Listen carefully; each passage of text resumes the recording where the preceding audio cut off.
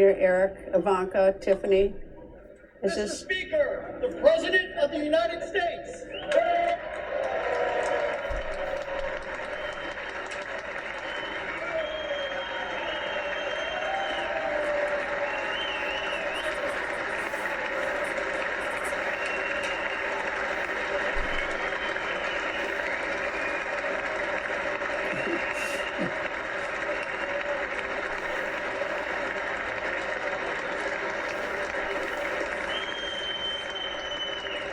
I will say there's Tim Burchett, Tennessee congressman, who I've had on the show Finnerty before. I had him on after last year's State of the Union, and he said he gets there early so he can be in that spot and have a moment. You know who else just came in was Steve Witkoff with the cabinet, which I thought was very interesting. Who was, of course, the special envoy to the Middle East. And Burchett was supposed to wear his Carhartt jacket and did not. So yeah, it's against protocol. They won't let you do it. But I will say this, that to get there along the aisle, they had to show up between 10 and 11 o'clock this morning. Wow. This morning to make sure that they got along the aisle. Who does the seating assignment?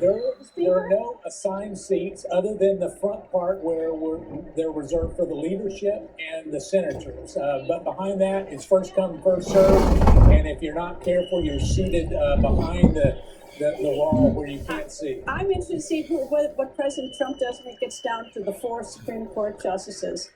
He'll be a gentleman. Because he's only happy with one of the 4, rather. That's Sherry Biggs from South Carolina. She's my congressman in upstate South Carolina. So, Mark, I don't want you to criticize your former colleagues, but how weird is it to show up there at 10 a.m. when this is like near 10 p.m.? Yeah. That's a long day. I can tell you, I never showed up that early. But Sheila Jackson Lee, to Greta's point, always did. And you see a lot of former members. That's Yvette Harrell from New Mexico. I saw Jimmy Duncan from Tennessee. You see Chip Roy, who's in that tough primary for AG in Texas. He made sure he got a good seat. I noticed Al Green didn't ask for a selfie with the president. No, not yet. Not yet. There's still time. There are special announcements on the economy planned for tonight, and a few surprise guests. It's very difficult to keep most of the surprise guests from the media, but I was told that there are still surprises, and they're in the upper, what do they call the upper section of the gallery there? So it is the gallery. It's the gallery. So that's the visitors gallery. Here we go. Look, he's shaking the hands of Justice Kavanaugh. Yeah. Let's see, Coney Bryant. Is he going to walk right past her? No, he shook her hand. He did? He shook her hand. Yes. He probably felt like his hand was going to fall off. He was so mad about those tariffs. So by my count, only 4? 4. Where's Ketanji Brown Jackson? Yeah. Broadway? Where is she? You just became a member of the court. Why wouldn't you be there? There's John Fetterman. Which I must say, John Fetterman has surprised me from a standpoint of who he is and willing to speak truth from the Democrat side of the aisle. Well, he was pretty sick, and as he seemed to have recovered, we're getting to really see the tenor of the man, and it's a lot better than what I saw on the campaign trail. Yeah, I must agree. You think about the president's last formal State of the Union was in 2020, right before COVID-19. It was pre-war in Ukraine, pre-October the 7th. Now here we are, 6 years later. A lot has changed. Indeed. I always think it's stunning to see the people there, the big chairs above the dais, the vice president and the speaker. It's such an iconic setting. I can tell you, we're not going to see Speaker Johnson ripping up the president's speech tonight. No. And he's got too much class. He's a classy individual, great speaker. He's got a tough job. When you've got a margin that narrow and you're the Speaker of the House trying to herd those cats is very hard. And everybody thinks they're the Speaker of the House when it's this close of a margin. But only one guy has the big office. That's true. I will say the House chamber is much smaller in person. Mm-hmm. It seems like such a large space when you see it on TV. If you go into that room. The first time I went in there, I said, wow. You're so right. And everybody that I've taken on the House floor will go, man, this is so small. Yeah. And indeed, it looks much larger. I thought the White House was small when I first came to Washington. I thought it was tiny. Really? Yeah.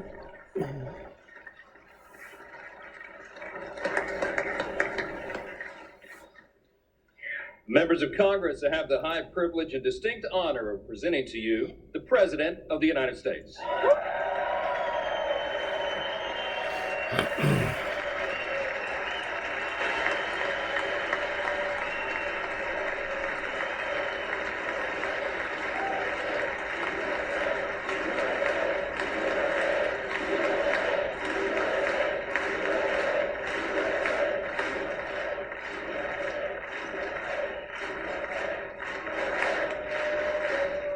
Well, thank you very much, everybody. It's really an honor.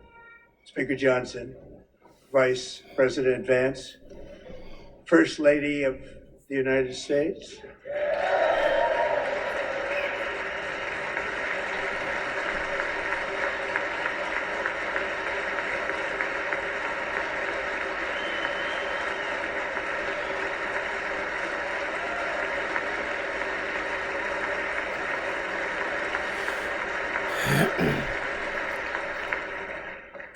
Second Lady of the United States.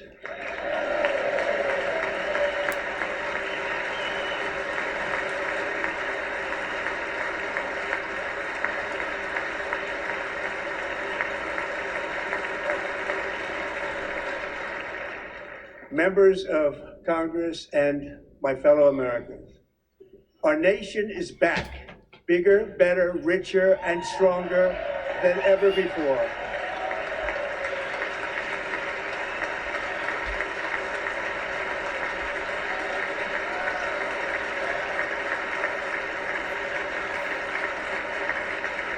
Less than 5 months from now, our country will celebrate an epic milestone in American history, the 250th anniversary of our glorious American independence. This July 4th, we will mark 2.5 centuries of liberty and triumph, progress and freedom in the most incredible and exceptional nation ever to exist on the face of the earth. And you've seen nothing yet. We're going to do better and better and better. This is the golden age of America.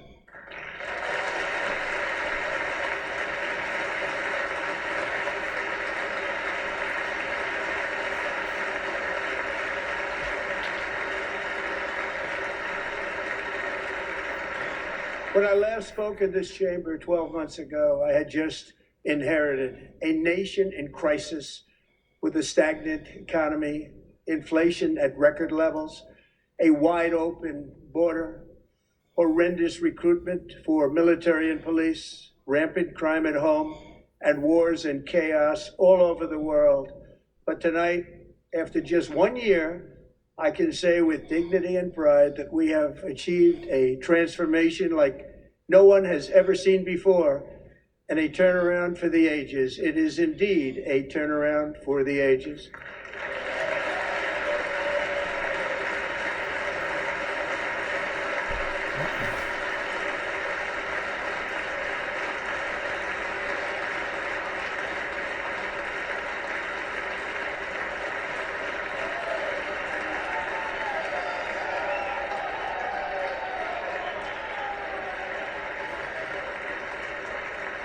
And we will never go back to where we were just a very short time ago. We're not going back.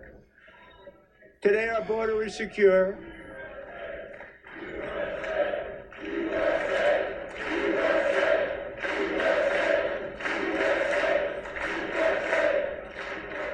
Thank you. Today, our border is secure. Our spirit is restored. Inflation is plummeting.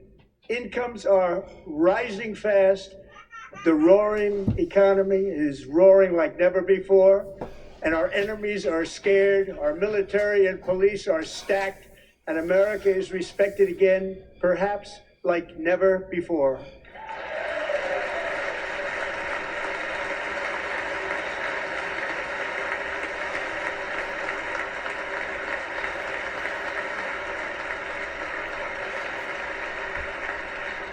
After 4 years in which millions and millions of illegal aliens poured across our borders, totally unvetted and unchecked, we now have the strongest and most secure border in American history by far.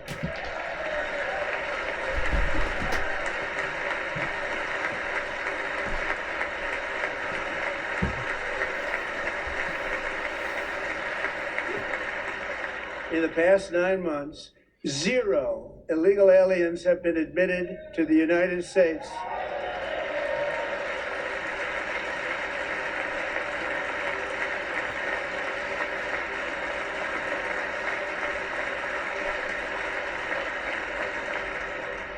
But we will always allow people to come in legally, people that will love our country and will work hard to maintain our country.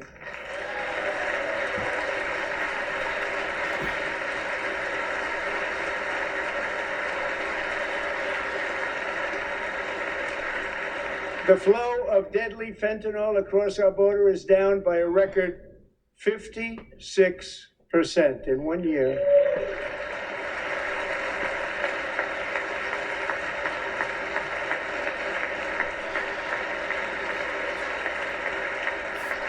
And last year, the murder rate saw its single largest decline in recorded history. This is the biggest decline, think of it, in recorded history, the lowest number in over 125 years, year 1900. In fact, substantially before my wonderful father, I had a wonderful father, Fred, before he was born, substantially before he was born. That's a long time ago. He wouldn't like me to say that, but that's a long time ago. The Biden administration and its allies in Congress gave us the worst inflation in the history of our country. But in 12 months, my administration has driven core inflation down to the lowest level in more than 5 years. And in the last 3 months of 2025, it was down to 1.7%.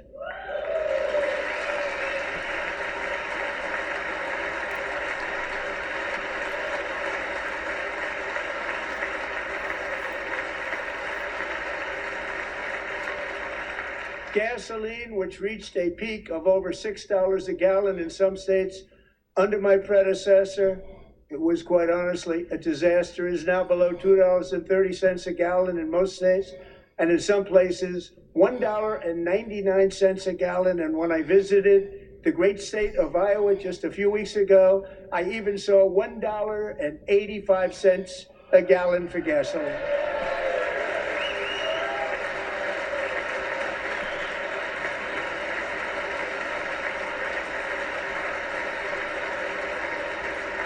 Mortgage rates are the lowest in 4 years and falling fast, and the annual cost of a typical new mortgage is down almost $5,000 just since I took office. 1 year.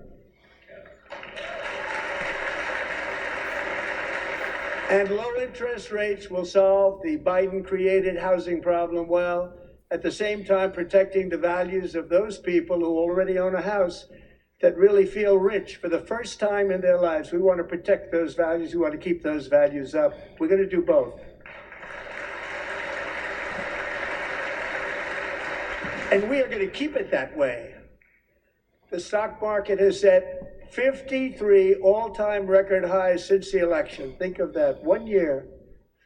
Boosting pensions, 401ks, and retirement accounts for the millions and millions of Americans. They're all gaining. Everybody's up, way up. In 4 long years, the last administration got less than $1 trillion in new investment in the United States. And when I say less, substantially less. In 12 months, I secured commitments for more than $18 trillion pouring in from all over the globe.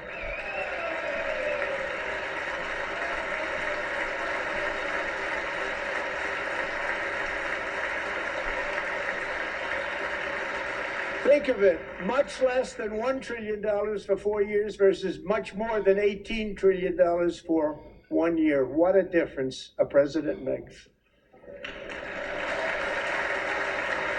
A short time ago, we were a dead country. Now we are the hottest country anywhere in the world, the hottest.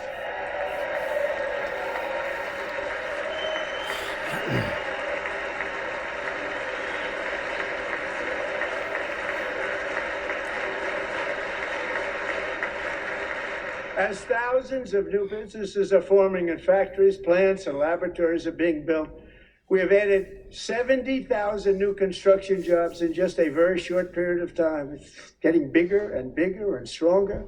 Nobody can believe what they're watching.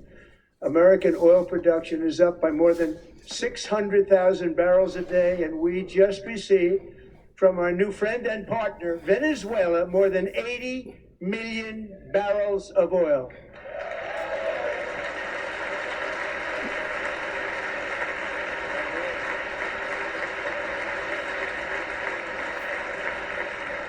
American natural gas production is at an all-time high because I kept my promise to drill, baby, drill.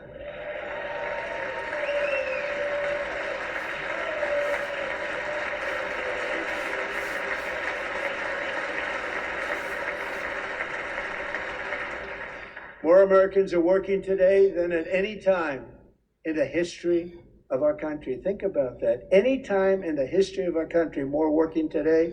And 100% of all jobs created under my administration have been in the private sector.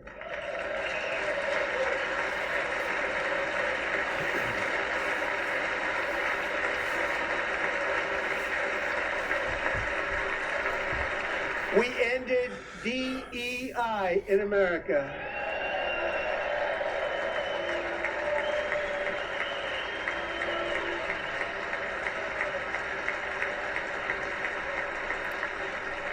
We cut a record number of job-killing regulations, and in 1 year we have lifted 2.4 million Americans, a record, off of food stamps.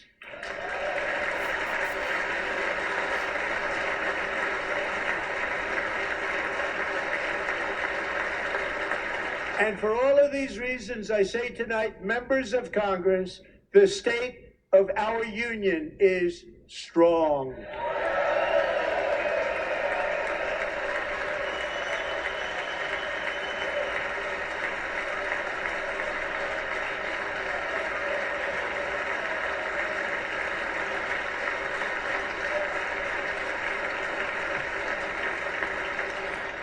Our country is winning again. In fact, we're winning so much that we really don't know what to do about it. People are asking me, please, please, please, Mr. President, we're winning too much. We can't take it anymore. We're not used to winning in our country. Until you came along, we're just always losing, but now we're winning too much. And I say, no, no, no, you're going to win again. You're going to win big. You're going to win bigger than ever. And to prove that point, here with us tonight is a group of winners who just made the entire nation proud. The men's gold medal Olympic hockey team. Come on in.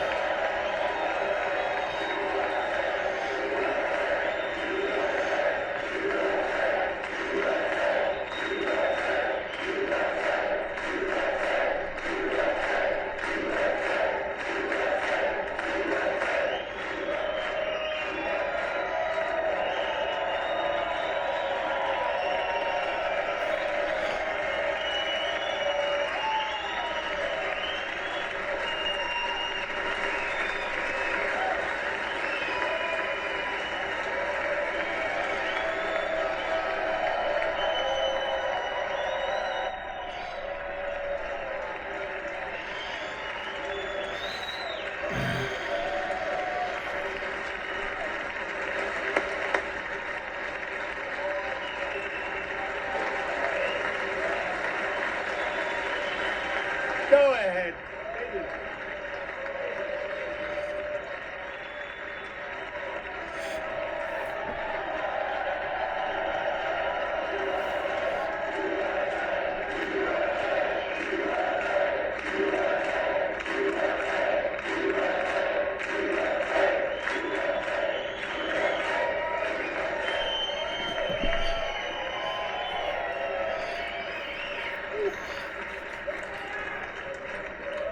That's the first time I've ever seen them get up.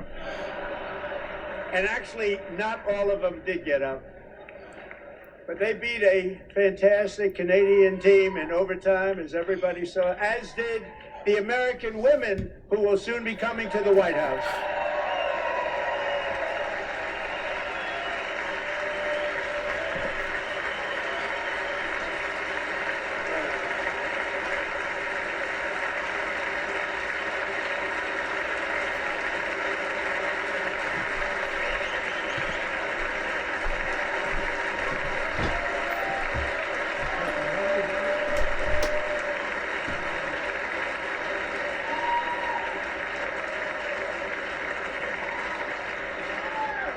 They were in the Oval Office before.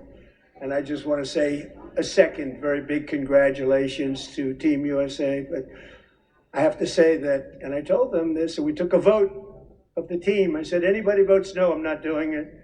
So they stood there, and they weren't about to say no, because I've never seen a goaltender play as well as goalie Connor Hellebuyck.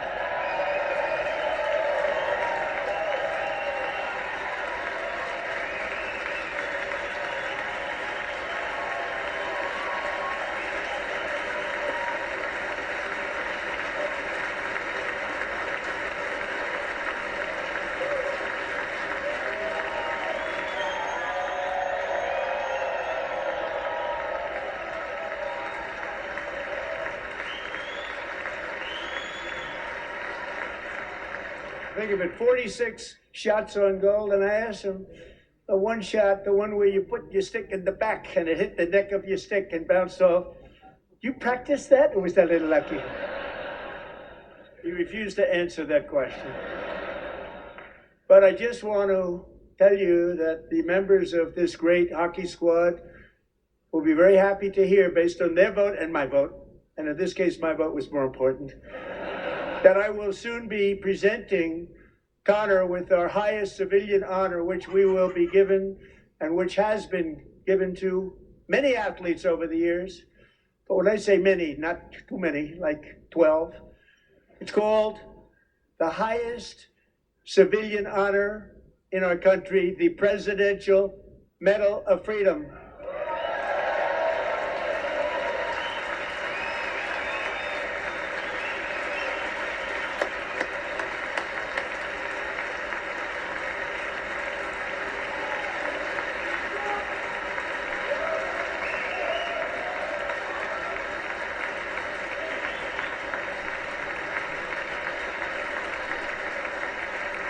Great athletes have gotten that, very great, the best, and I thought he deserved it. And I did take a vote, every single one of them. I said, I'm not giving it if anybody goes no, and every single one of them rapidly put up their hand. So I want to thank you all. What a special job you did. What special champions you are. Thank you very much.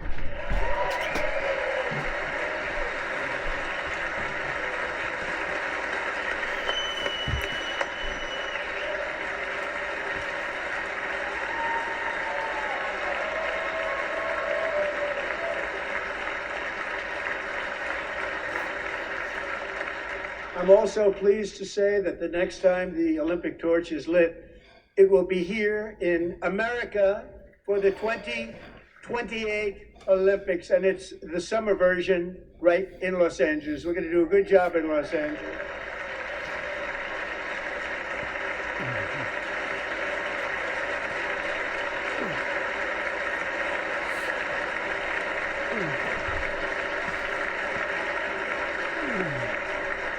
And Los Angeles is going to be safe, just like Washington, D.C. is now one of the safest cities in the country.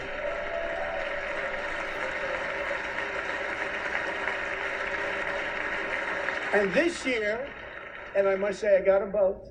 I got them in the first term, and I was disappointed because I didn't think I'd be the president when this happened. But strange things took place. And now I've got them because I got the Olympics and I got the 2026 FIFA World Cup. And I wanted to claim the 250th, but I didn't get away with that one. I couldn't claim that one for myself. But we're getting the World Cup. So we have the World Cup and the Olympics coming. And that is exciting news.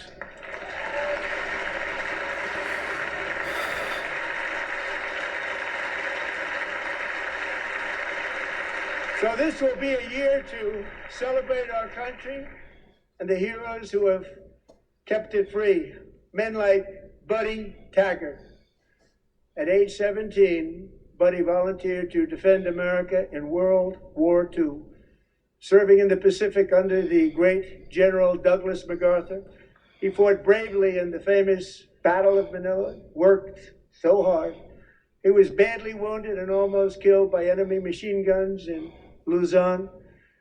And 81 years ago this month, he liberated the largest internment camp in the Philippines, one of the largest anywhere in the world. Buddy earned many honors, including a Purple Heart and a Bronze Star, came home, started a family, and tonight he is in the gallery looking forward to July 4th, 2026, his 100th birthday.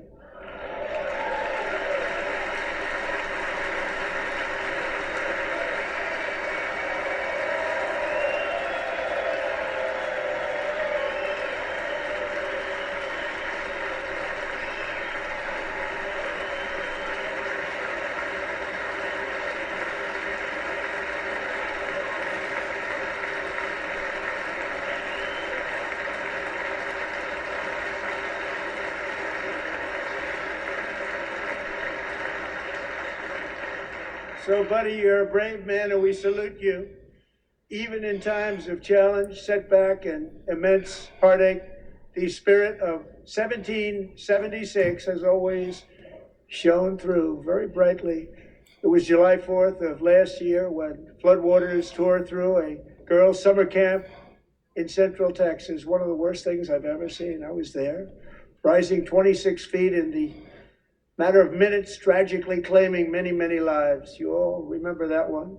As the waters threatened to sweep her away, 11-year-old Millie Kate McClymont closed her eyes and prayed to God.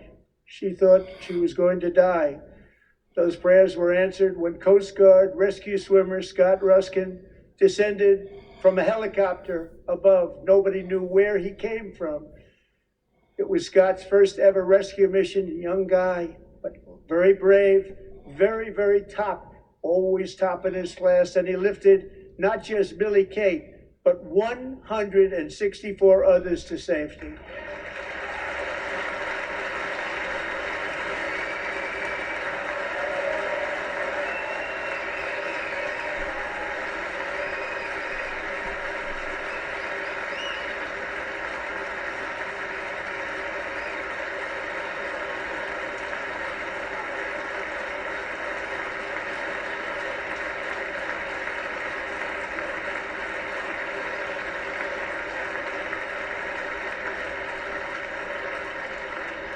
People watched Scott from a distance, and they couldn't believe what they were seeing. The winds were blowing, the rain was pouring, everything was going, and that rapid water, nobody's ever seen anything like it. They said, wow, that's something. Tonight, Scott and Millie Kate are here together, reunited for the very first time. Thank you, Scott, Millie Kate.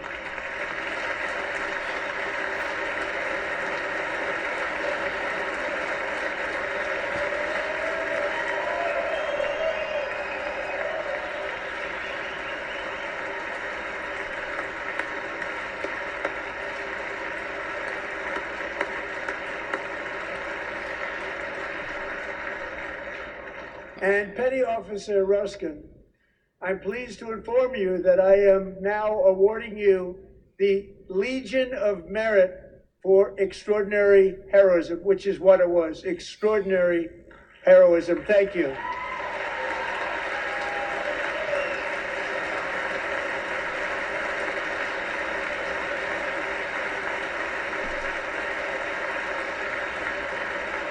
And I'd like to have the military aide to please come down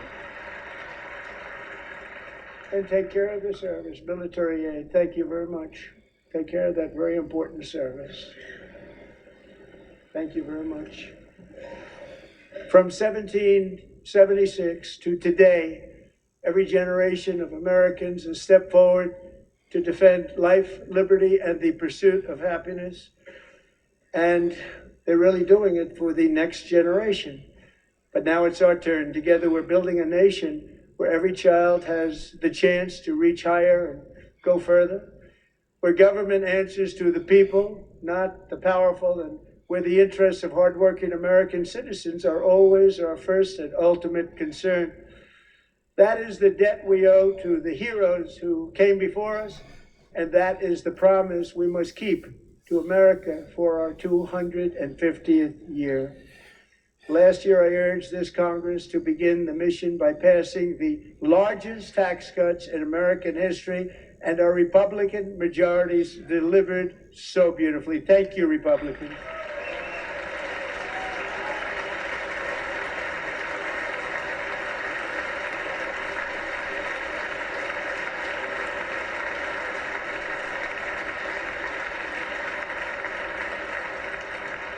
Democrats, every single one of them, voted against these really important and very necessary massive tax cuts.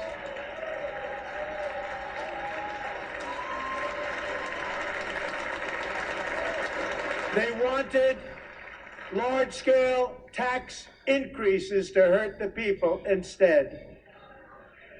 But we held strong, and with the great, big, beautiful bill, we gave you no tax on tips, no tax on overtime, and no tax on Social Security for our great seniors.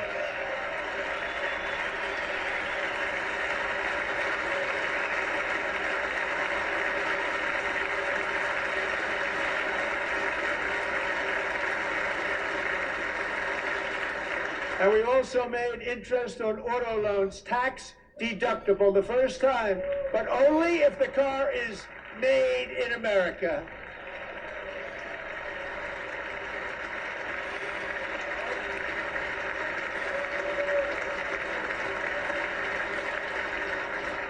Recently in Pennsylvania, I met Megan Hemhauser, a devoted mom who's homeschools her children. Beautiful, 2 children, during the day while waiting tables at night as her husband works overtime operating very heavy equipment. Megan is here this evening and she's happy to tell you that she is so much richer because with no tax on tips, no tax on overtime, and her expanded child tax credit done again by Republicans, Megan and her husband will take home more than $5,000 extra just for the year, cutting her tax bill in more than half.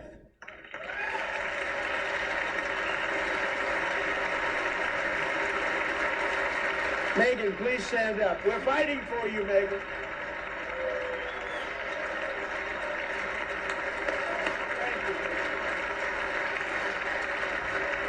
Thank you, Megan. We're fighting for you, Megan. Under our bill, parents like Megan can also activate their children's brand new Trump accounts. And I didn't name it. I did not name that.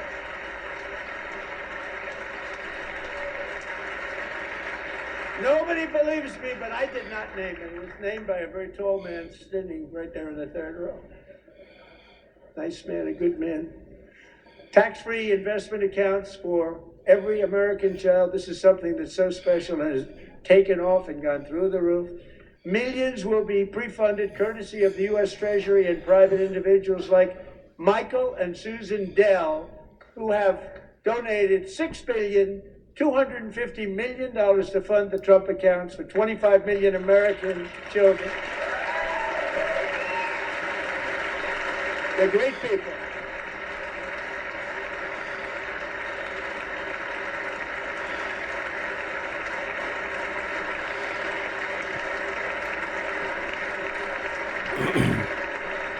When I asked Michael Dell, how do you make all that money? He said, well, I just sat in my dorm in school and I made computers and I'd sell them to people.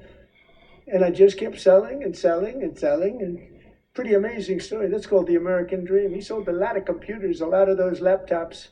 So I congratulate him on that. But I really thank him and Susan, as well as others like Brad Gerstner, a very tremendous guy. He was behind it right from the beginning. Brad Gerstner. Thank you, Brad.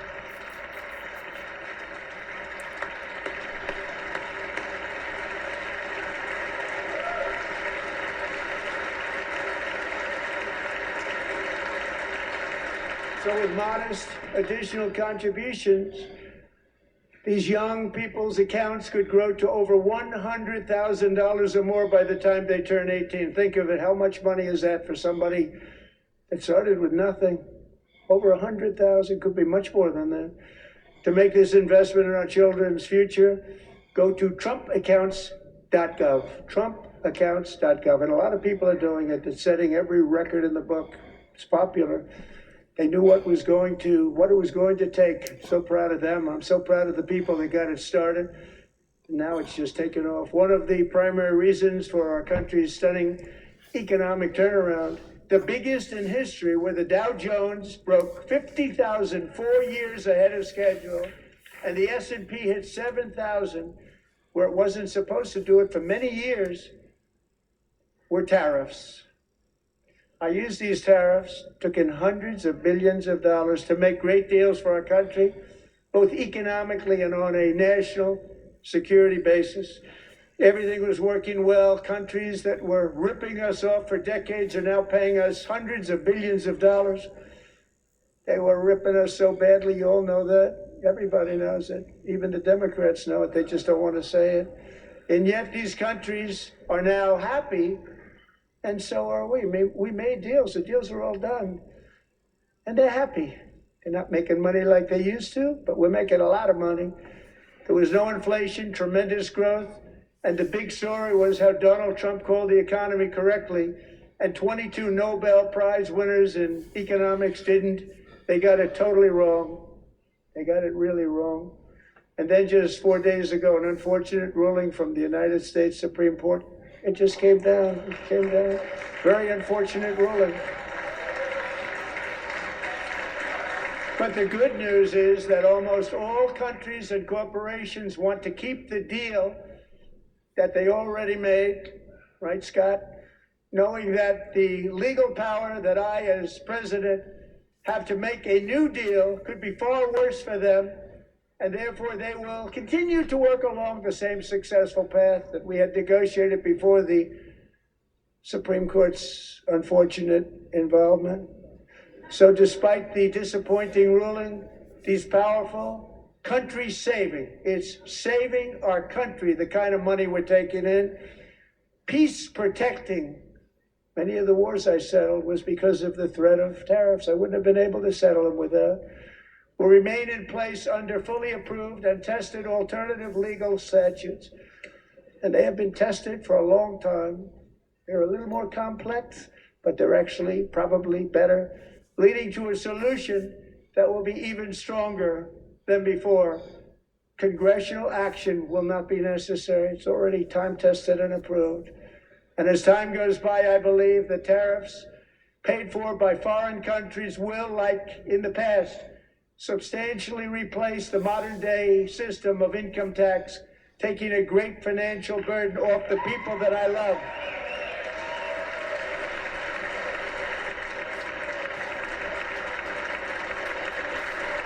Right?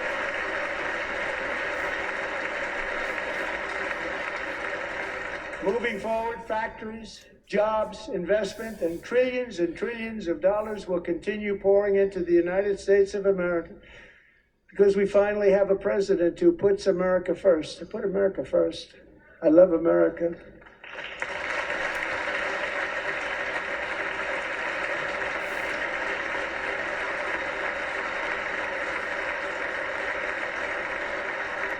For decades before I came along, we had the exact opposite. From trade to healthcare, from energy to immigration, everything was stolen and rigged in order to drain the wealth out of the productive, hardworking people who make our country great, who make our country run. Under Biden and his corrupt partners in Congress and beyond, it reached a breaking point with the Green New scam, open borders for everyone. They poured in by the millions and millions from prisons, from mental institutions. There were murderers, 11,888 murders. They came into our country. You allowed that to happen.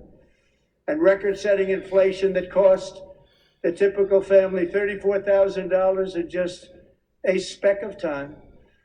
Now the same people in this chamber who voted for those disasters suddenly used the word affordability, a word.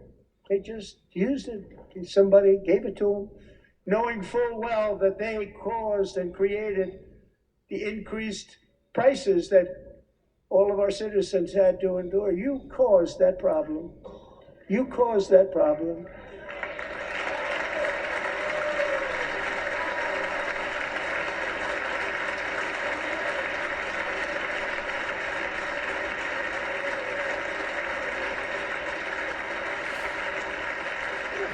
They knew their statements were a lie. They knew it. They knew their statements were a dirty, rotten lie. Their policies created the high prices Our policies are rapidly ending them. We are doing really well. Those prices are plummeting downward.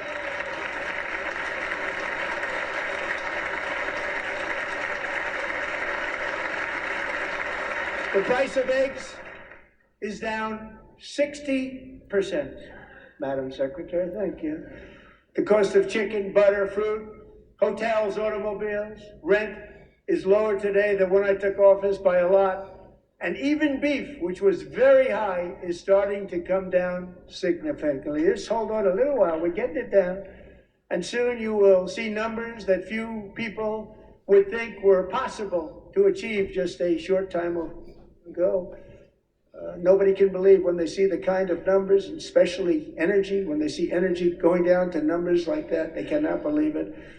It's like another big tax cut. I'm also confronting one of the biggest ripoffs of our times, the crushing cost of health care caused by you. Since the passage of the Unaffordable Care Act, sometimes referred to as Obamacare, big insurance companies have gotten rich. It was meant for the insurance companies, not for the people. With our government giving them hundreds and hundreds of billions of dollars a year as their stock prices soared 1,000, 1,200, 1,400, and even 1,700%, like nothing else. That's why I introduced the great healthcare plan. I want to stop all payments to big insurance companies and instead give that money directly to the people so they can buy their own health care, which will be better health care at a much lower cost.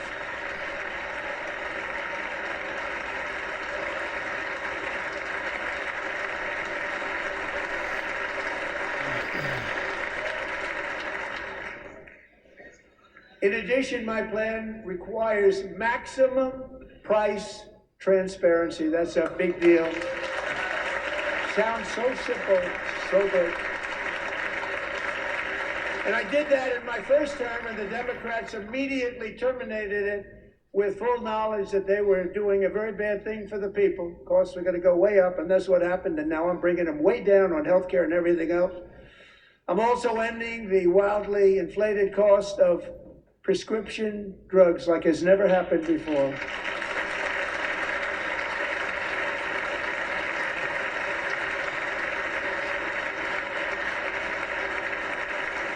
Other presidents tried to do it, but they never could. They tried. Most didn't try, actually. But they tried. They said they tried. They couldn't do it. They didn't even come close. They were all talk and no action. But I got it done. Under my just enacted most favored nation agreements, Americans who have for decades paid by far the highest prices of any nation anywhere in the world for prescription drugs will now pay the lowest price anywhere in the world for drugs. Anywhere, the lowest price.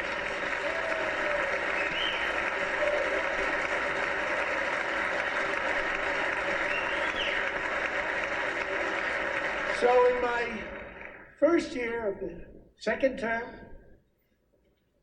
should be my third term, but strange things happen.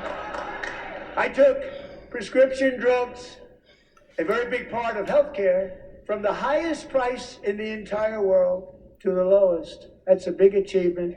The result is price differences of 300, 400, 500, 600% and more. All available right now at a new website called TrumpRx.gov. And I didn't name that one either, by the way.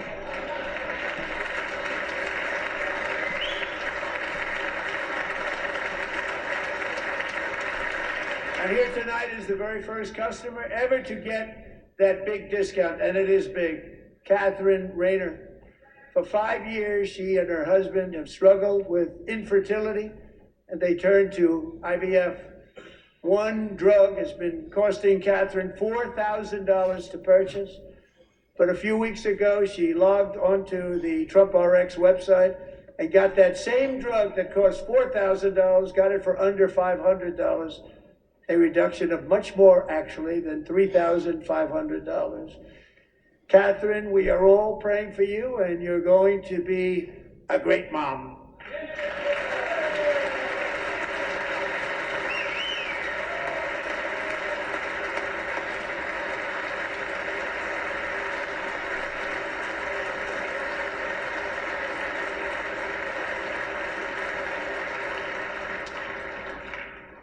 So now I'm calling on Congress to codify my most favored nation program into law. Now, the one thing I'm not sure it matters because it's going to be very hard for somebody that comes along after me to say, let's raise drug prices by 700 or 800%. But John and Mike, if you don't mind, codify it anyway. They may do it. Codify it anyway. Thank you. Many Americans are also concerned that energy demand from AI data centers could unfairly drive up their electric utility bills. Tonight, I'm pleased to announce that I have negotiated the new Ratepayer Protection Pledge. You know what that is? We're telling the major tech companies that they have the obligation to provide for their own power needs. They can build their own power plants as part of their factory so that no one's prices will go up. And in many cases, prices of electricity will go down for the community and very substantially down. This is a unique strategy never used in this country before.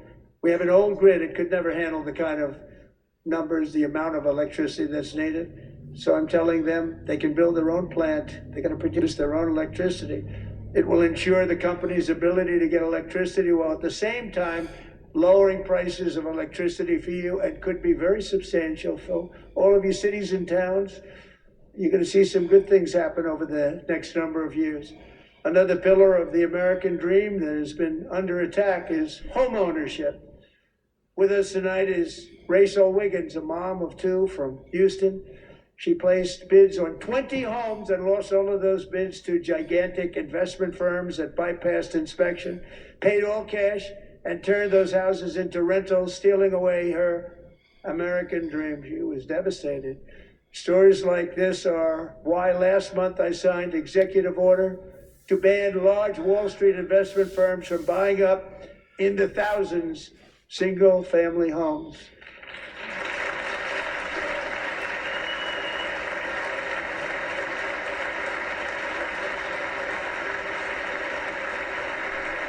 And now I'm asking Congress to make that ban permanent, because homes for people, really, that's what we want. We want homes for people, not for corporations. Corporations are doing just fine. Rachel, thank you very much. Good luck with your home. You'll get one soon.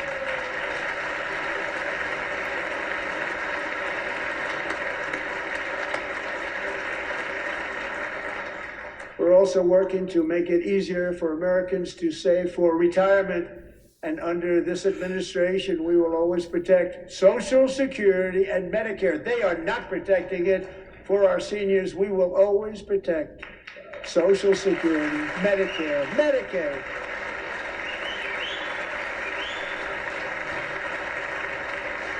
Since I took office, the typical 401k balance is up by at least $30,000. That's a lot of money.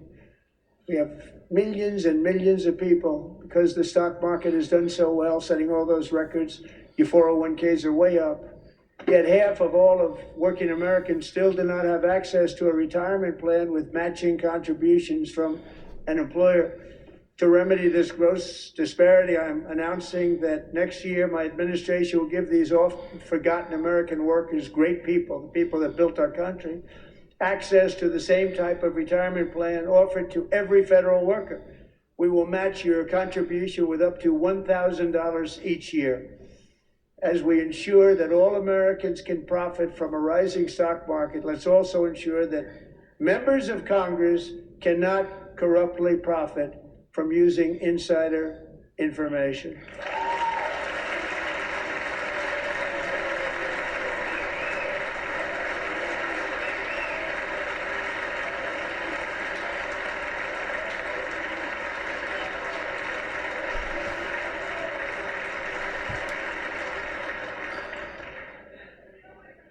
They stood up for that. I can't believe it. I can't believe it. Did Nancy Pelosi stand up if she's here? Doubt it. Pass the Stop Insider Trading Act without delay.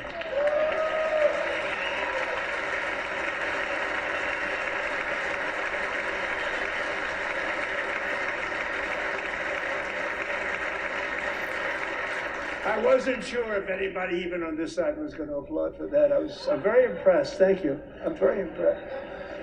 But when it comes to the corruption that is plundering, it's plundering America. There's been no more stunning example than Minnesota, where members of the Somali community have pillaged an estimated $19 billion from the American taxpayer. Oh, we have all the information.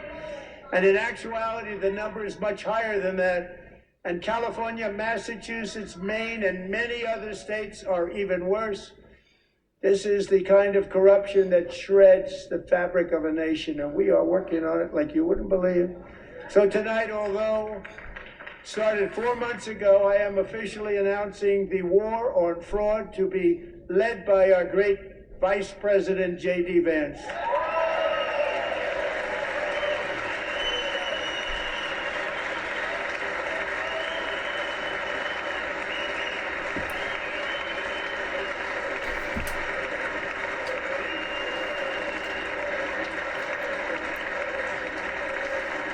We'll get it done. And if we're able to find enough of that fraud, we will actually have a balanced budget overnight. It'll go very quickly. That's the kind of money you're talking about. We'll balance our budget. The Somali pirates who ransacked Minnesota remind us that there are large parts of the world where bribery, corruption, and lawlessness are the norm, not the exception. Importing these cultures through unrestricted immigration and open borders brings those problems right here to the USA. And it is the American people who pay the price in higher medical bills, car insurance rates, rent, taxes, and perhaps most importantly, crime. We will take care of this problem. We're going to take care of this problem. We are not playing games. Delilah.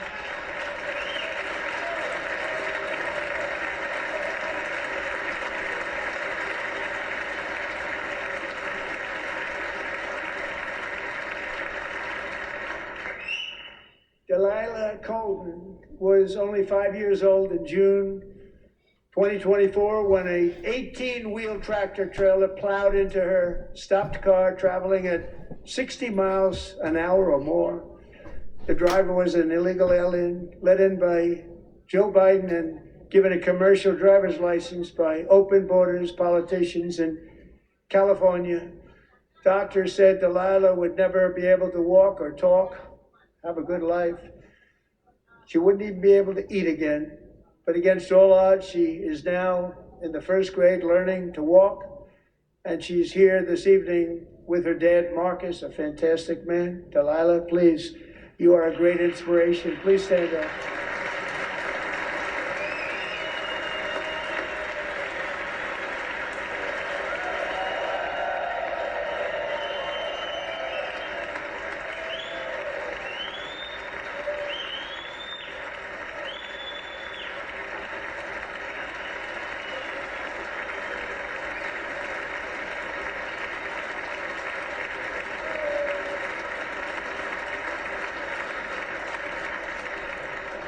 Thank you, Delilah.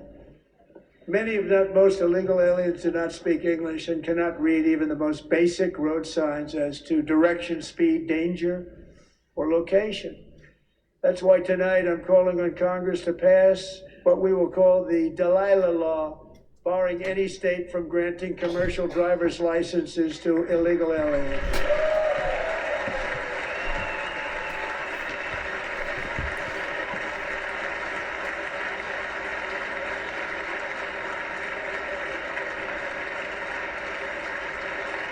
And yesterday, as you probably saw at the White House, I hosted a ceremony with Americans who lost their treasured loved ones to the scourge of illegal immigration. People came into our country, how we allowed this to happen with our open borders.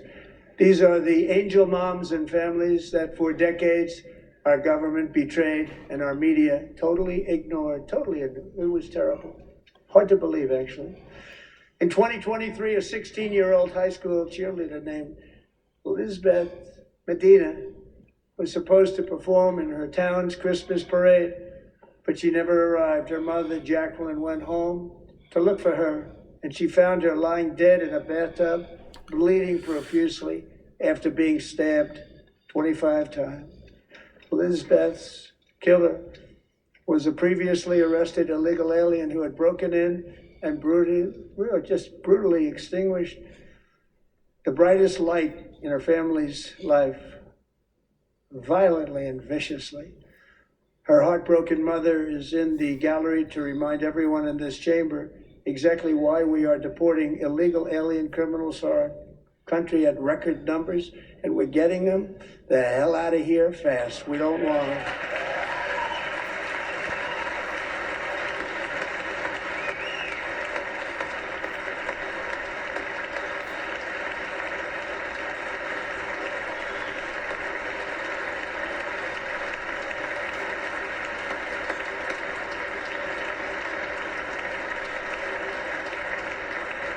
Thank you very much, Jacqueline. Thank you. We can never forget that many in this room not only allowed the border invasion to happen before I got involved, but indeed they would do it all over again if they ever had the chance. If they ever got elected, they would open up those borders to some of the worst criminals anywhere in the world. The only thing standing between Americans and a wide open border right now is President Donald J. Trump and our great Republican patriots in Congress. Thank you. Thank you.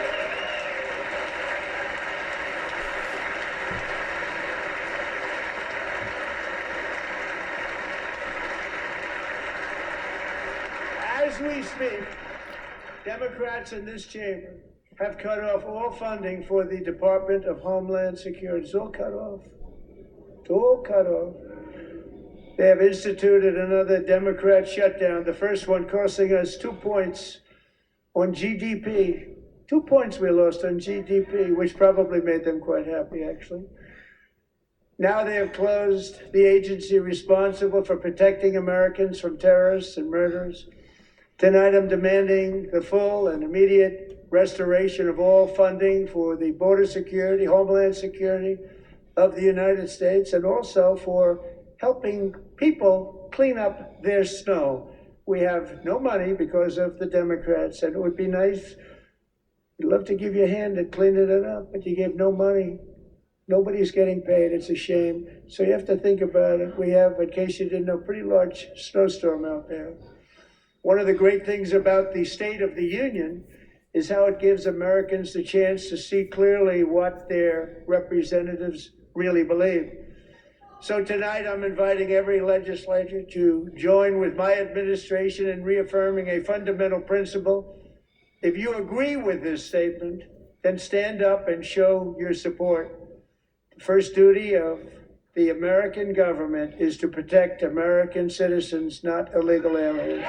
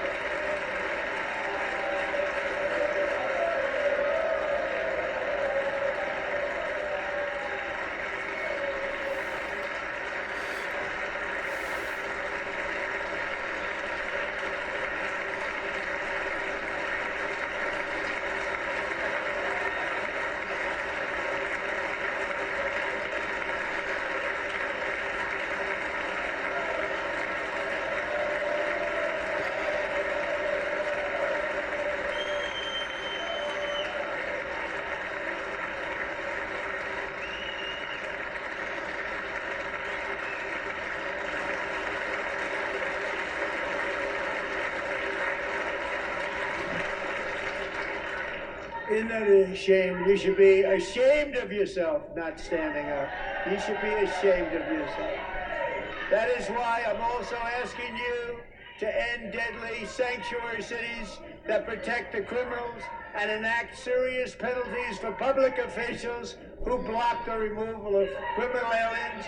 In many cases, drug lords, murderers all over our country, they're blocking the removal of these people out of our country, and you should be ashamed of yourself.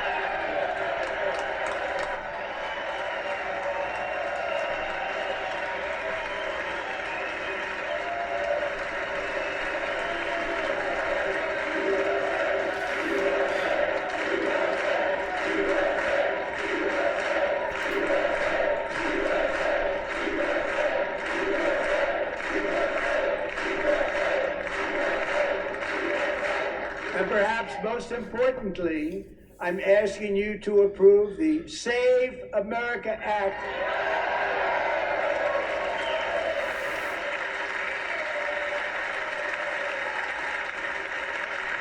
To stop illegal aliens and others who are unpermitted persons from voting in our sacred American elections. The cheating is rampant in our elections. It's rampant. It's very simple.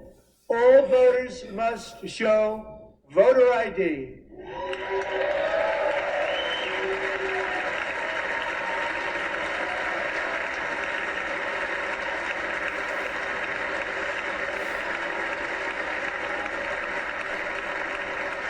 All voters must show proof of citizenship in order to vote.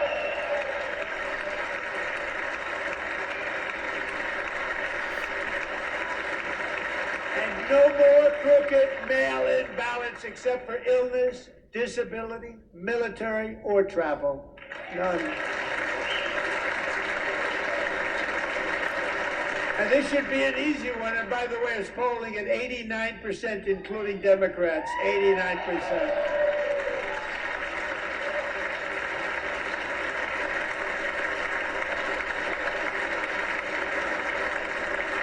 And even the new communist mayor of New York City, I think he's a nice guy, actually. Speak to him a lot. Bad policy, but nice guy. Just said they want people to shovel snow. They got hit hard. Wants them to shovel snow, but if you apply for that job, you need to show 2 original forms of ID and a Social Security card. Yet they don't want identification for the greatest privilege of them all, voting in America. No, it's no good. No good. Both Republicans and Democrats overwhelmingly agree on the policy that we just enunciated. And Congress should unite and enact this common sense, country-saving legislation right now, and it should be before anything else happens.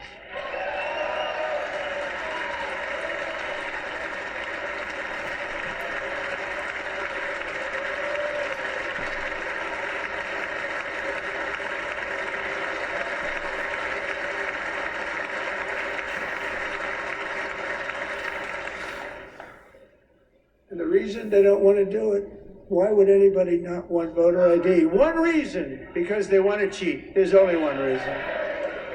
They make up all excuses. They say it's racist. They come up with things you almost say, what imagination they have. They want to cheat. They have cheated. And their policy is so bad that the only way they can get elected is to cheat. And we're going to stop it. We have to stop it, John.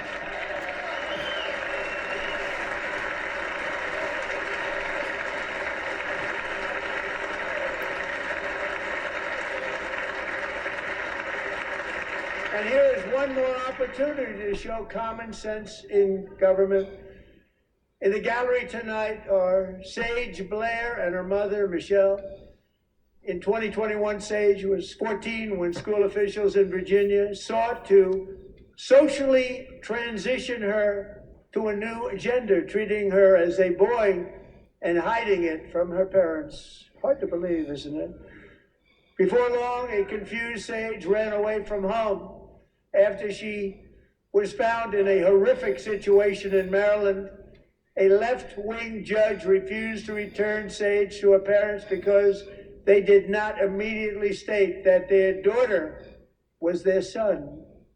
Sage was thrown into an all-boys state home and suffered terribly for a long time. But today, all of that is behind them because Sage is a proud and wonderful young woman with a full-ride scholarship to Liberty University. Sage and Michelle, please stand up.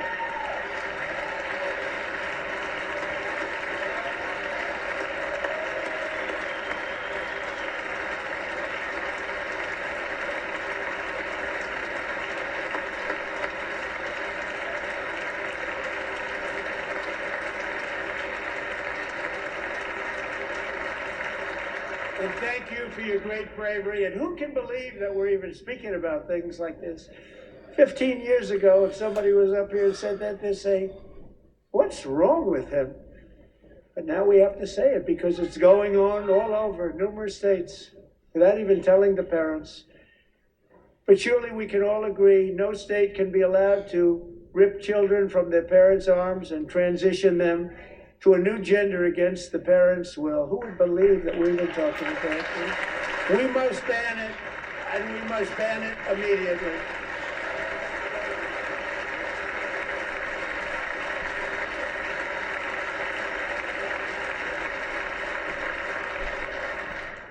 Look, nobody stands up. These people are crazy, I'm telling you. They're crazy.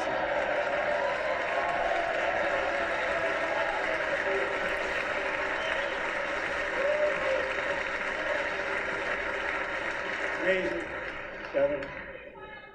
Boy, oh boy. We're lucky we have a country. With people like this, Democrats are destroying our country, but we've stopped it just in the nick of time, didn't we? Huh?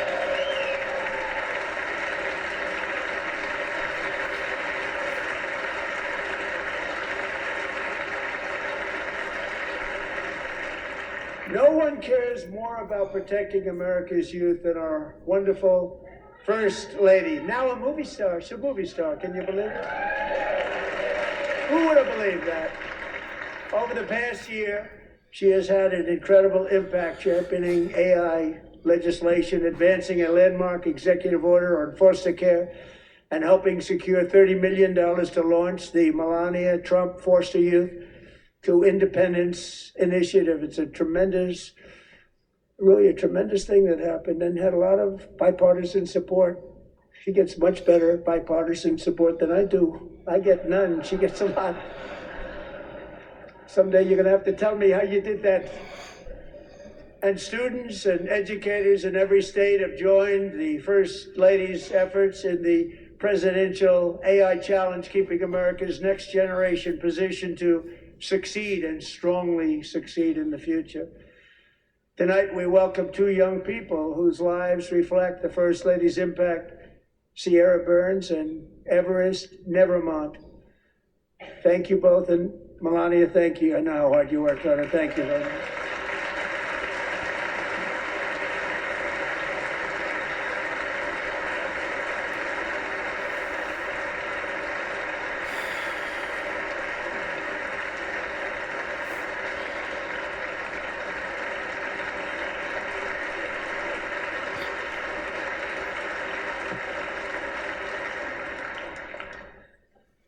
I'm very proud to say that during my time in office, both the first 4 years and in particular this last year, there has been a tremendous renewal in religion, faith, Christianity, and belief in God. Tremendous renewal.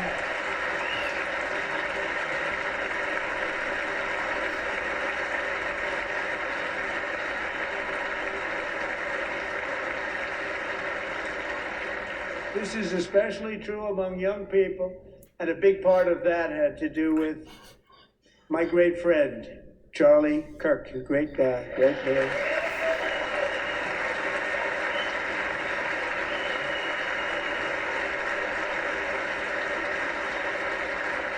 So last year, Charlie was violently murdered by an assassin and martyred, really martyred for his beliefs.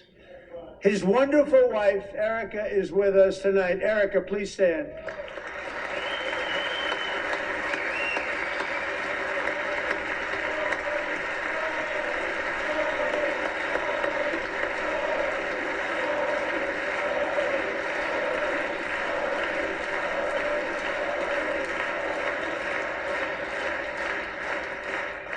Thank you, Erica.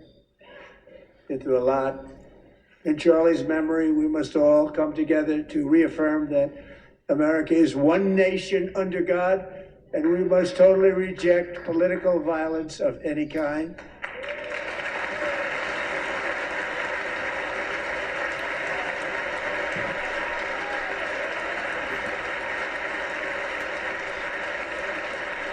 We love religion, and we love bringing it back, and it's coming back at levels that nobody actually thought possible. It's really a beautiful thing to see. Above all, unleashing America's promise requires keeping our communities safe. We have made incredible strides, yet dangerous repeat offenders continue to be released by pro-crime Democrat politicians again and again. We are honored to be joined tonight by a woman who's been through hell, Anya Zarutska. In 2022, she and her beautiful daughter, so beautiful, what a beautiful young woman, Irina, fled war-torn Ukraine to live with relatives near Charlotte, North Carolina. And by the way, what's going on with Charlotte? Last summer, 23-year-old Irina was riding home on the train when a deranged monster who had been arrested over a dozen times and was released through no cash bail, stood up and viciously slashed a knife through her neck and body. No one will ever forget there were people on that train. No one will ever forget the expression of terror on Irina's face as she looked up at her attacker in the last seconds of her life. She died instantly. She had escaped a brutal war only to be slain by a hardened criminal set free to kill in America, came in through open borders. Mrs. Zarutska, tonight I promise you we will ensure justice for your magnificent daughter, Irina.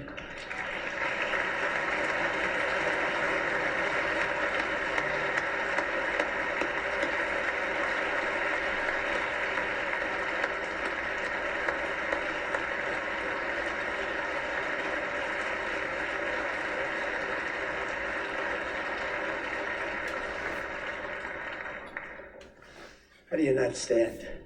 How do you not stand? I'm asking this Congress to pass tough legislation to ensure that violent and dangerous repeat offenders are put behind bars, and importantly, that they stay there.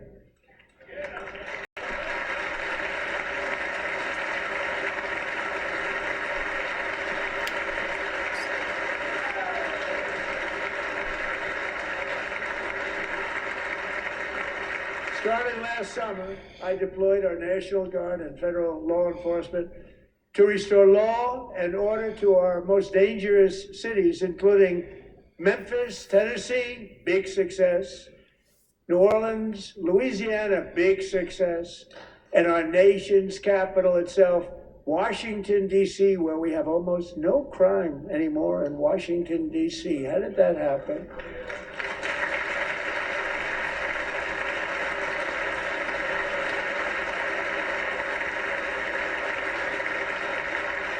In fact, crime in Washington is now at the lowest level ever recorded, and murders in D.C. this January were down close to 100% from a year ago.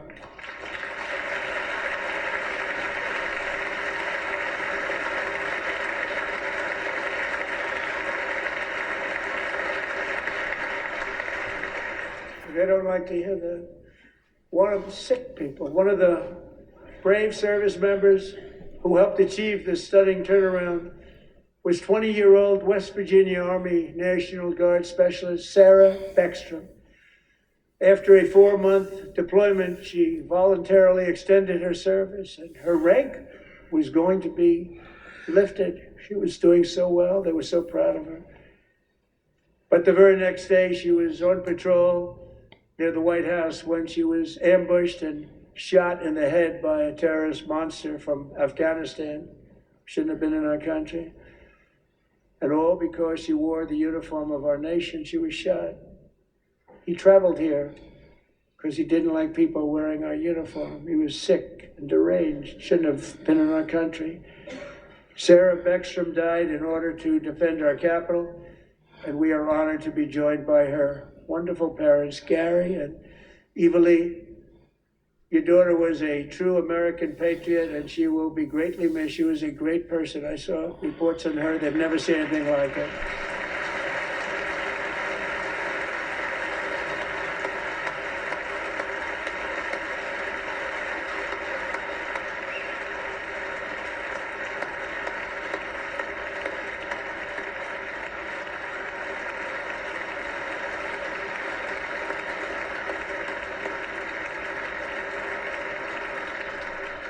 So sorry. Thank you very much. A great young lady. I saw reports that were like, perfect. She was perfect. Serving alongside Sarah that day was Staff Sergeant Andrew Wolf. The terrorist shot Andrew in the head, and no one thought he could possibly make it. The two of them, Sarah and Andrew, both shot violently in the head. Neither was expected to make it. They weren't even given a chance, except his wonderful mother, named Melody, who I spoke to the same night. And she was so positive. The doctors thought that Andrew was gone. But his mother said, no, Mr. President, Andrew will be fine. He's going to make it. I've never seen anything like it. I mean, he was given almost no chance. She said, I have no doubt, sir, he's going to be okay. This was a conversation that I had with her that night, with her son laying helplessly in bed, blood all over. Everybody is praying, she said, sir, he will be okay. The doctors didn't understand what she was saying. And after looking at the results of the damage done, neither did I. She was so strong and conclusive that even Andrew's great father felt she didn't really understand the gravity of the situation. But she turned out to be right. Right, Melanie? She turned out to be right.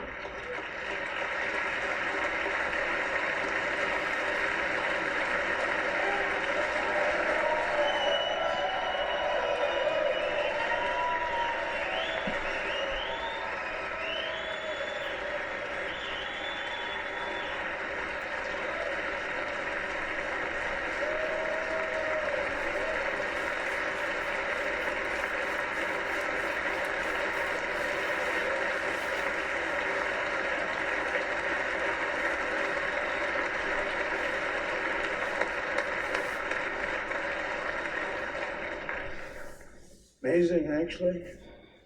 I said, where does this woman come from? She's the most positive person I've ever met. With God's help, Andrew has battled back from the edge of death, and we're talking about the edge of death, on his way to a miraculous recovery. He's got a little work to do, but he's doing great. Nice to see you. He's a good-looking guy. Nice to see you. Thanks, Andrew. Thank you very much.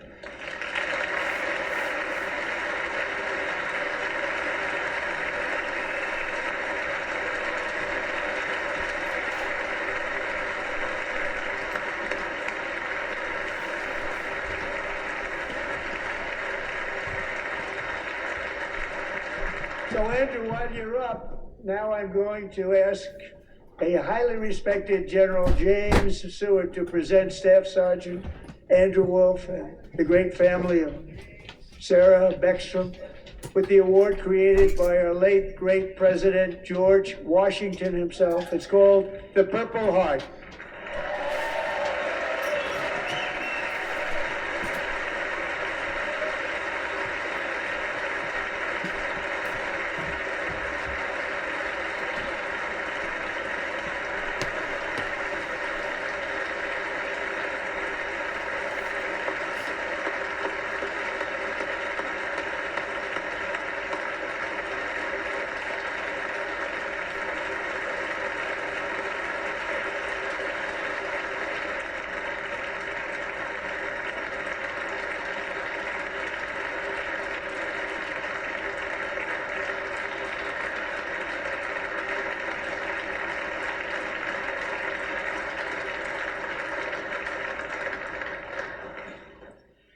We love you all.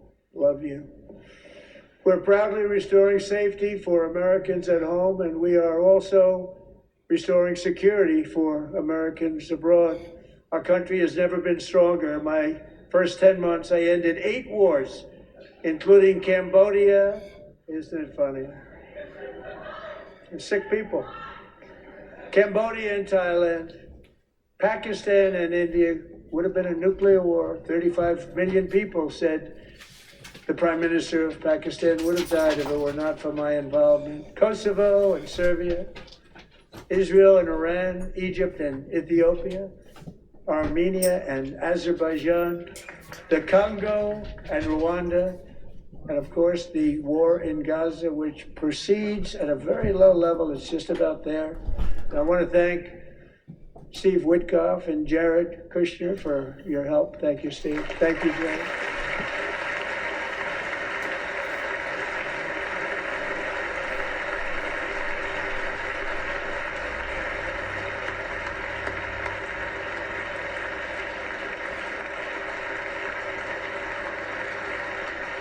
And I also want to thank the man they report to, Secretary of State Marco Rubio. Thank you, Marco.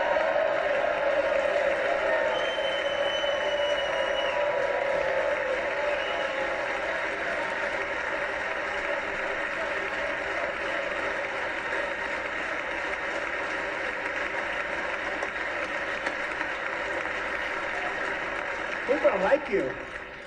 You know, Marco got 100% of the votes when he was in confirmation. I think our next one was about 54%. And some of the Democrats are now saying, I can't believe we approved that guy. And he said it's an honor that they feel that way, right, Marco? You have done a great job, great Secretary of State. I think he'll go down as the best ever.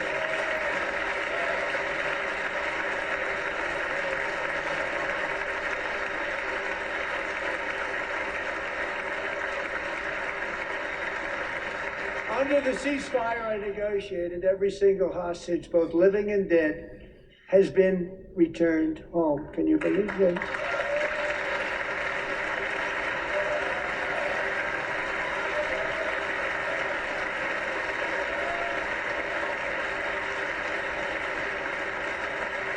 Nobody thought it was possible.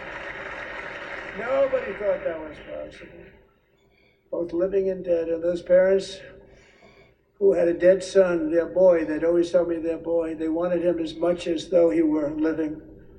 It was an amazing period of time. And they came back, and when we got all of the living hostages back, and many, many before them, but I always said those last 20 are going to be very tough, but we got many, many more, hundreds. But I said those last 20 are going to be tough. We got them back. But we only got back 14 or 15 of the dead, of the 28. And believe it or not, Hamas worked along with Israel, and they dug and they dug and they dug. It's a tough thing to do, going through bodies all over, passing up 100 bodies sometimes for each one that they found. Tough job. And they finally got it back to 27. And then Steve and Jared, they got it back to 28. They found all 28. Nobody thought that was possible, but we did it. And I remember the family of the 28th. They were so grieved, but they were so happy as it's possible to be. They had their boy back. The mother said, "Sir, we have our boy back." What a period of time that was, but we got them all back. So thank you both very much. Great job.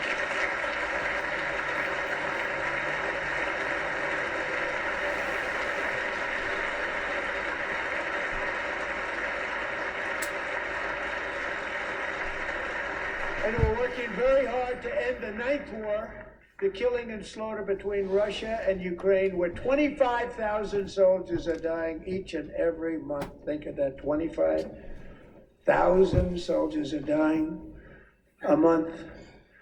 A war which would have never happened if I were president, would have never happened. As president, I will make peace wherever I can, but I will never hesitate to confront threats to America wherever we must. That's why in a breakthrough operation last June, the United States military obliterated Iran's nuclear weapons program with an attack on Iranian soil known as Operation Midnight Hammer.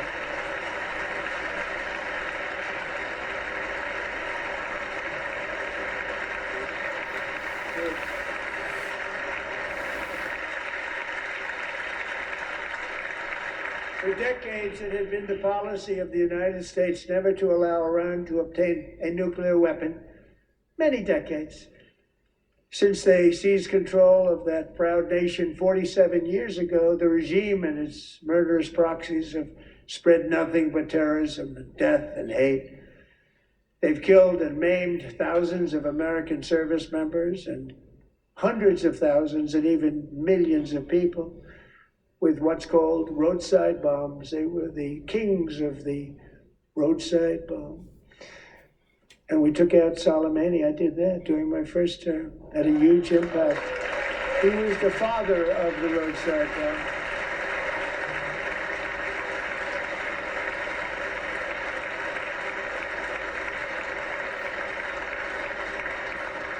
And just over the last couple of months with the protests, they've killed at least, it looks like 32,000 protesters, 32,000 protesters in their own country.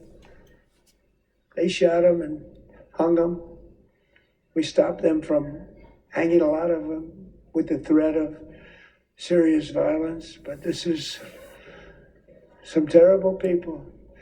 They've already developed missiles that can threaten Europe and our bases overseas, and they're working to build missiles that will soon reach the United States of America.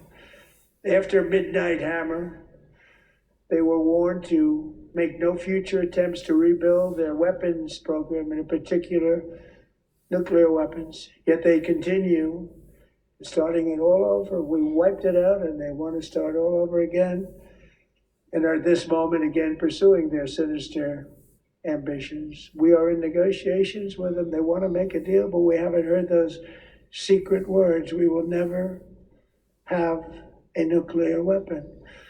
My preference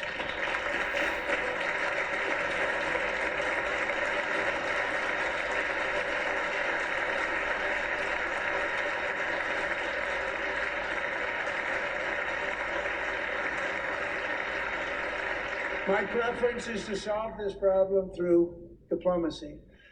But one thing is certain, I will never allow the world's #1 sponsor of terror, which they are by far, to have a nuclear weapon. Can't let that happen.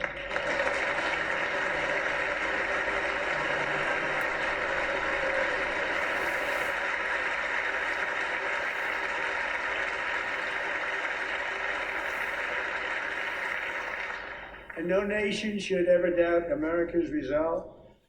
We have the most powerful military on earth. I rebuilt the military in my first term. We're going to continue to do so.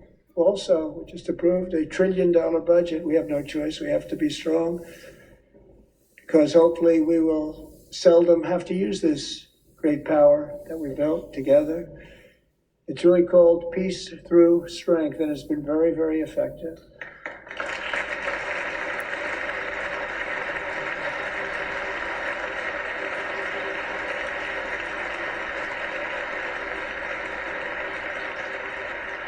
So thanks to Republicans in Congress, we're investing that record number of dollars, have no choice, in the United States Armed Forces. Also creating a lot of jobs, but we're not even doing it for that reason. Because as I said, we have more jobs, more people working today than ever before in the history of our country. And NATO countries are friends and allies. They are. There are friends and there are allies. Have just agreed at my very strong request to pay 5% of GDP for military defense rather than the 2%, which they weren't paying. We were paying for almost all of that. Now they're paying 5 as opposed to not paying 5.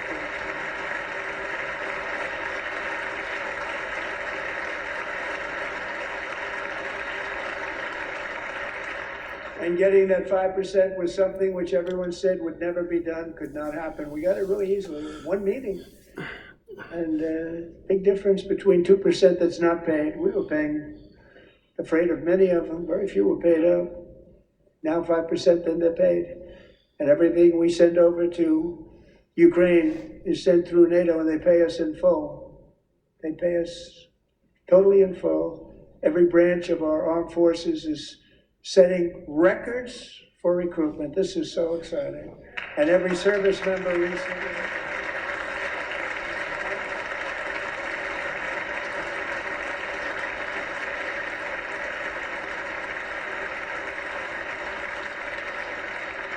And every service member recently received a warrior dividend of $1,776.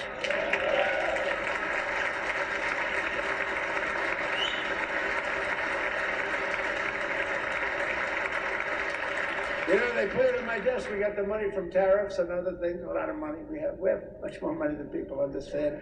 Have to rebuild that program a little bit, but it won't take long.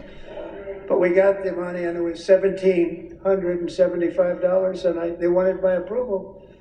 And I said, what's the number? $1,775. I said, wait a minute, for one more dollar, we can have $1,776. Let's go to it. I said, we're going to figure that. I never asked anybody if we could afford it. One more dollar, I said $1,776. And I said, that's good. And I'll tell you what, our military, that was 4 months ago, our military, I never see a person in the military that doesn't thank me for it. So we're honored to do it. They deserve it. And we call it 1776. It was great. And we love our military. We love our law enforcement. We love our firemen. You know, the firemen don't get mentioned enough. We love our firemen. We're also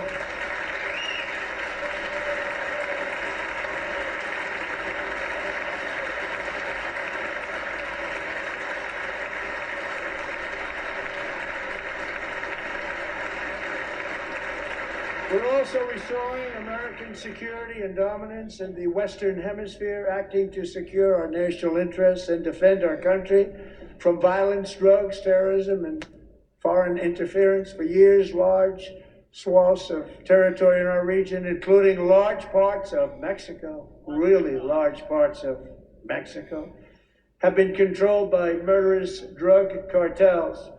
That's why I designated these cartels as foreign terrorist organizations, and I declared illicit fentanyl as a weapon of mass destruction.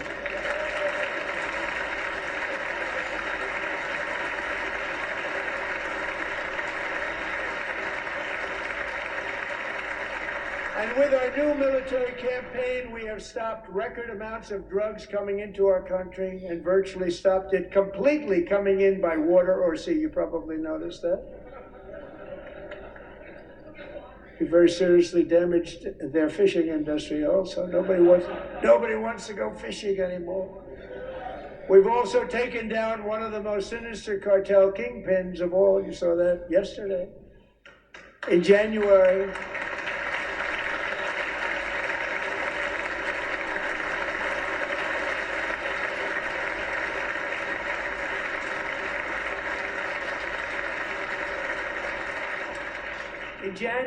elite American warriors carried out one of the most complex, spectacular feats of military competence and power in world history. No one's seen anything like it. Foreign leaders, I won't tell you who, called me and they said, very impressive, very impressive.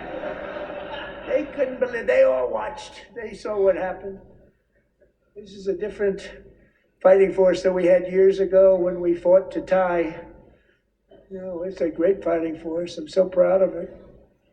Look at Space Force. Space Force is my baby. As we did that, my baby is becoming so important.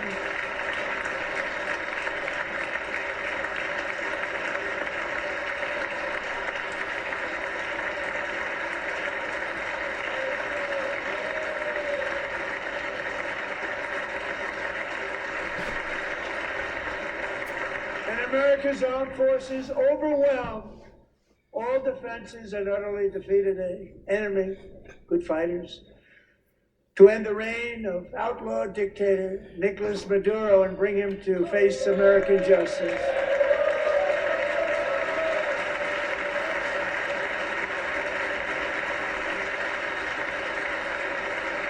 And this was an absolutely colossal victory for the security of the United States, and it also opens up a bright new beginning for the people of Venezuela. We're working closely with the new president of Venezuela, Delcy Rodriguez, to unleash extraordinary economic gains for both of our countries and to bring new hope to those who have suffered so terribly. They really did suffer. With us tonight is Alejandro Gonzalez. She grew up in a tight-knit Venezuelan family and was especially close to her beloved uncle Enrique. But after Enrique ran for office and opposed Maduro, he was kidnapped by Maduro's security forces and thrown into the regime's really infamous prison in Caracas. Alejandro feared she would never see her uncle again. She feared for her own life also. But since the raid, we have worked with the new leadership, and they have ordered the closure of that vile prison and released hundreds of political prisoners already, with more to come. Alejandro, I'm pleased to inform you that not only has your uncle been released, but he is here tonight. We brought him over to celebrate his freedom with you in person.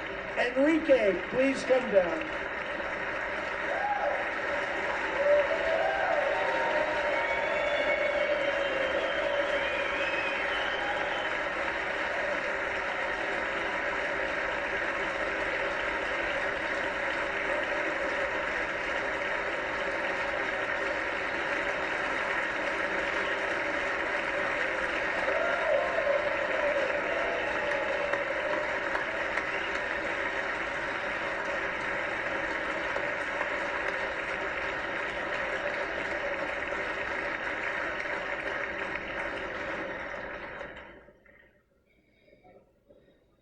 Thank you, Enrique. Have a good time.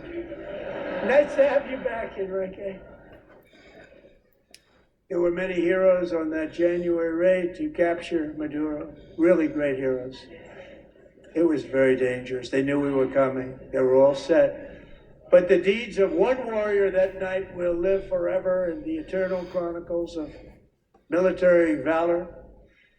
Chief Warrant Officer 5, Eric Slover, planned the mission and was the flight lead in the cockpit of the first helicopter. A big, beautiful, powerful helicopter. It was a massive Chinook carrying, as you can imagine, many, many American warfighters. Wearing the dog tags, his wife Amy had blessed with holy water before he left. She knew it was going to be a rough one. Eric steered the Chinook under the cover of night and descended swiftly upon Maduro's heavily protected military fortress. This was a major military installation, protected by thousands of soldiers and guarded by Russian and Chinese military technology. How did that work out? Not too good. While preparing to land, enemy machine guns fired from every angle, and Eric was hit very badly in the leg and hip, one bullet after another. He absorbed 4 agonizing shots, shredding his leg into numerous pieces. And yet, despite the fact that the use of his legs was vital to successful helicopter flight, legs are the most important part of flying a helicopter, to deliver the many commandos who would capture and detain Maduro was the only thing Eric was thinking about. Then, even as he was gushing blood, which was flowing back down the aisle, helicopter lands at a steep angle. The machine gun stood right in front of him. They were right in front of him, 2 machine gunners who escaped the wrath of the previous planes. Eric maneuvered his helicopter with all of those lives and souls to face the enemy and let his gunners eliminate the threat. Turned the helicopter around so the gunners could take care of business, saving the lives of his fellow warriors from what could have been a catastrophic crash deep in enemy territory. Only after safely landing the helicopter with all the warriors aboard in the exact right spot, which was vital to the mission, probably would have had to maybe cancel the mission if that didn't happen. Eric told his co-pilot, also wounded, but not as gravely, to take over. I'm about ready to pass out. The success of the entire mission and the lives of his fellow warriors hinge on Eric's ability to take searing pain. It was unbelievable what's happened to his legs of the bullets and keep on flying and landing and People knew what was happening. Everybody in the back of the helicopter knew because they saw the blood pouring down the aisle. Chief Warrant Officer Slover is still recovering from his serious wounds, but I'm thrilled to say that he is here tonight with his wife, Amy, Eric, and Amy, come on in.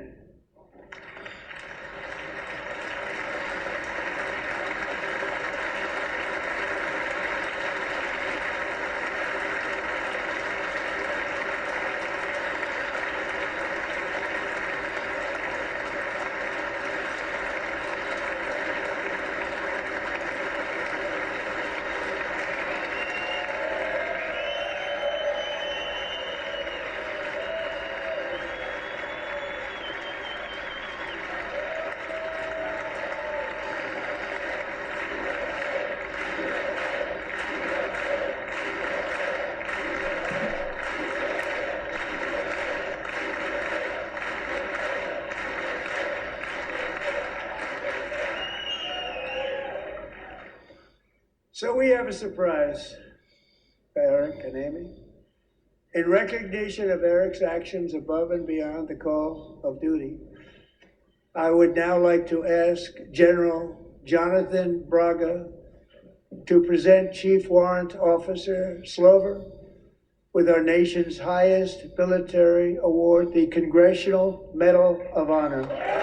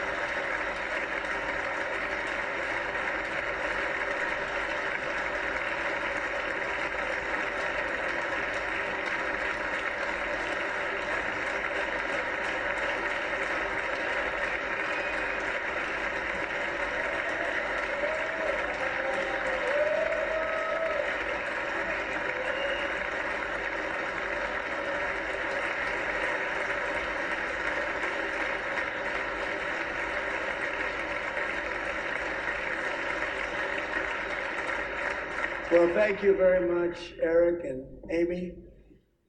Great to get to know you. I met with them and with a lot of their fellow warriors at Fort Bragg recently. You notice the name Fort Bragg, we have it back, we brought it back. We won the First World War with it, the Second World War with it, and then they decided to change the name. So we changed it back. Everybody wanted to change back too. And 10 of Eric's fellow warriors from that incredible night of victory will also be receiving medals at a private ceremony that will soon be held at the White House. And Eric will do that.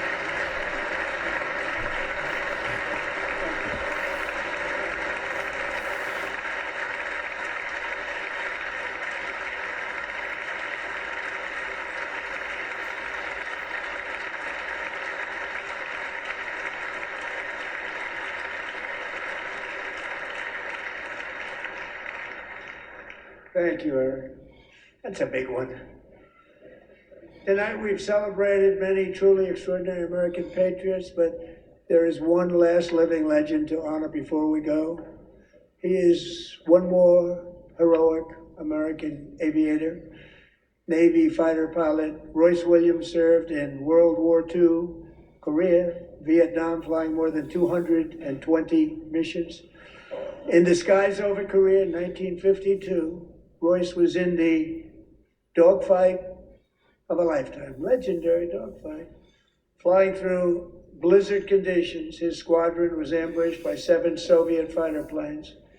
It was his first aerial combat of the war, and despite being massively outnumbered and outgunned, Royce led the takedown of 4 enemy jets and almost destroyed the others, vanquishing his adversaries while taking 263 bullets to his own plane and being seriously hurt. His story was secret for over 50 years. He didn't even want to tell his wife, but the legend grew and grew. But tonight, at 100 years old, this brave Navy captain is finally getting the recognition he deserves. He was a legend long before this evening. Royce, please stand up, and I will ask the First Lady of the United States to present Captain Royce Williams with his Congressional Medal of Honor.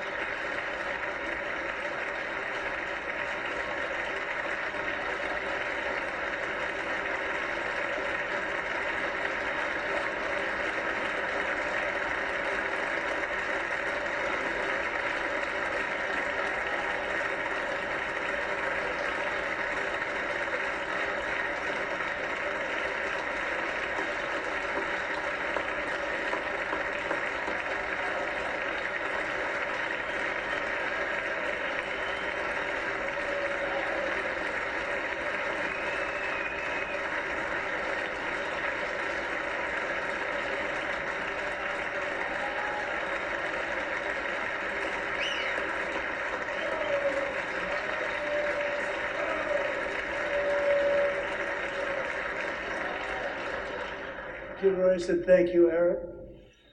I've always wanted the Congressional Medal of Honor, but I was informed I'm not allowed to give it to myself, and I wouldn't know why I'd be taking it, but if they ever open up that law, I will be there with you someday.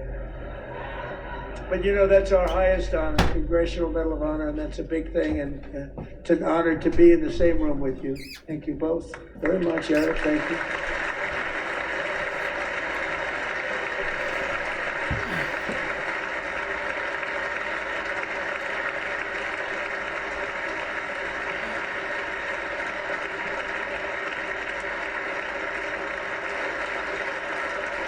Thank you.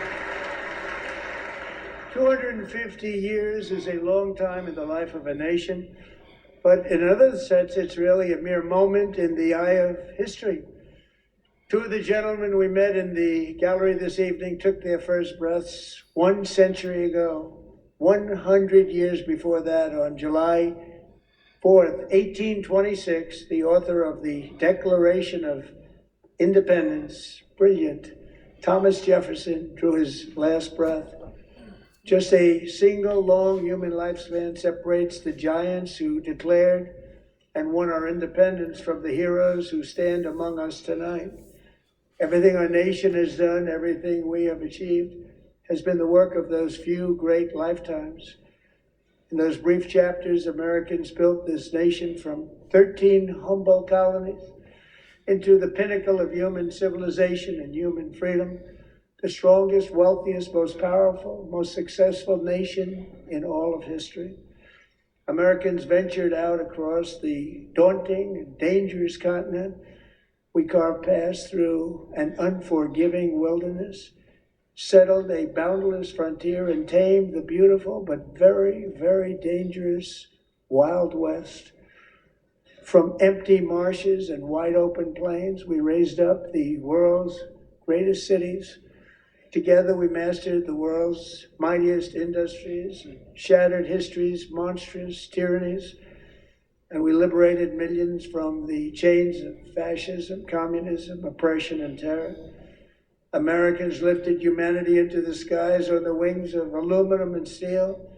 And then we launched mankind into the stars on rockets powered by sheer American will and unyielding American pride. We wired the globe with our ingenuity. We captivated the planet with American culture.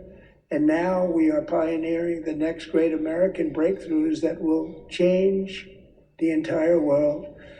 All of this and so much more is the enduring legacy, unmatched glory of the hardworking patriots who built and defended this country and who still carry the hopes and freedoms on all of humanity's backs.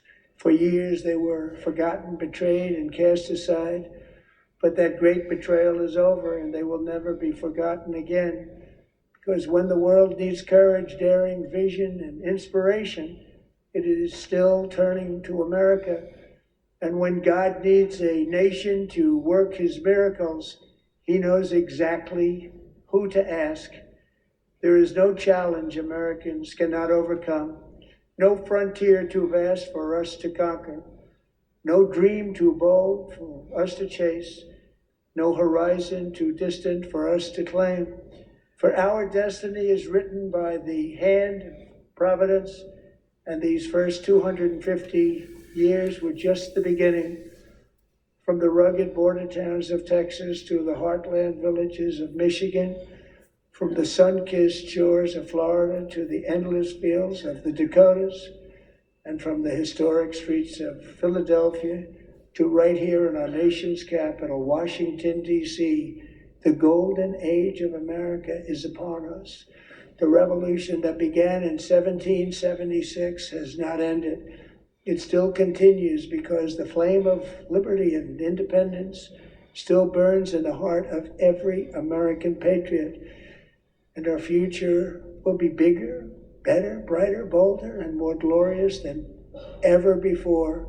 Thank you, God bless you, and God bless America.